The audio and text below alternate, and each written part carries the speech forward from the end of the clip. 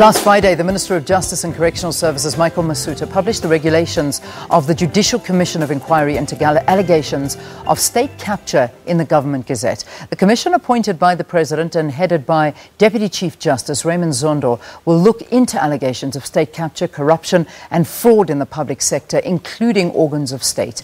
The regulations, which are in line with the remedial action in the Public Protector's report on state capture, also enables the chairperson, that's Judge Zondo, to appoint persons and staff of the Commission in accordance with the applicable legislation. We're joined by the Minister, Michael Masutha, in our Point studios. Minister, thank you for your time. Thanks for being with us.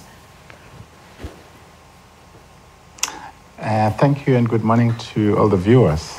Minister, why was there a need for special regulations for this Commission?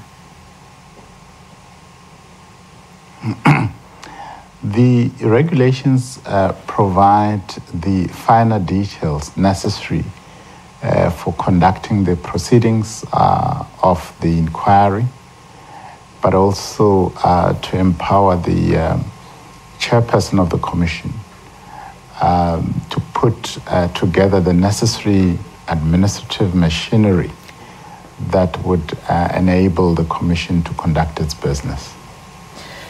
Can you unpack the regulations for us? What happens now that you've actually gazetted the regulations? Well, the regulations create an enabling legal framework, firstly with regard to the appointment of staff, identifying suitable premises on which the business of the Commission is to be conducted, including, of course, the necessary financial resources that would be required to implement all the aspects necessary for conducting the business of the Commission on the one hand, and on the other, it creates the rules of procedure to be followed in relation to adducing of evidence, subpoena of witnesses who must appear, the production of evidential material that would be needed in support of the inquiry, including search and seizure powers, which ordinarily do not get to be used in commissions of inquiry, but were specifically passed under the public protector legislation, which were recommended in the remedial action of the public protector to be bestowed on this commission. So all of that is to provide the commission sufficient authority, sufficient resources, as well as sufficient technical tools that it will require. Of course, the Commission itself, the chairperson may, in addition, make rules on how the business in specific terms is going to be conducted, the timetable, including, I assume, determining the official commencement date of the business of the Commission. Yeah. When will it make a difference that the current President, who assisted in drafting these regulations, may not be in power much longer? Again, that's just a question if, in fact, that does happen. But would this make a difference to the regulations? The President did not assist in the making of the regulations. He issued the regulations in terms of the Commissions Act of 1947. Only him could issue those regulations. Our task, of course, as the executive functionary to whom the administration of the Commissions Act is assigned by proclamation by the President, are then responsible for all that is necessary to give effect to the workings of the acts in support of the President. Remember, the Commission is constituted by the President.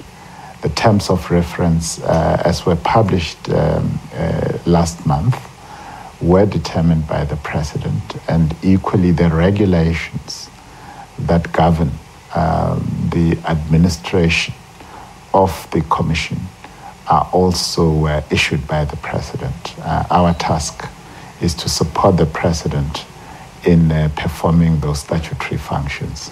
Yeah. Just finally, Minister, as we close the conversation, with the number of possible cases that are set to be looked into, do you envisage this commission going on for years?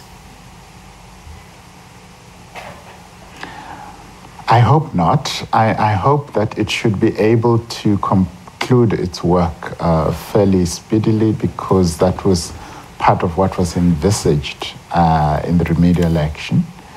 I have already visited the National Prosecuting Authority about 2 weeks ago or so,